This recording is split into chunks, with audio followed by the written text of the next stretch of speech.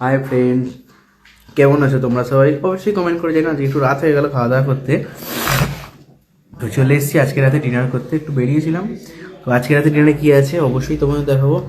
দেখতে পাচ্ছ তন্দুরি রুটি, পোড়া পোড়া তন্দুরি রুটি, মানে বাটার তন্দুরি, সরি। আর এখানে আছে মাশরুম, এই চিলি মাশরুম দো পেঁয়াজা, নতুন একটা আইটেম। এটা কিন্তু আমার মা বানায়নি, এটা এনেছি, তাই গেছিলাম একটা কাজের জন্য, তাই নিয়ে আসা হয়েছে লাবণ্য থেকে।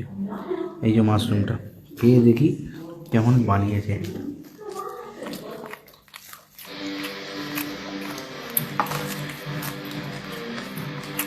ফাটাফাটিতে অসাধারণ খেতে, গ্রেভিটাও খুব সুন্দর,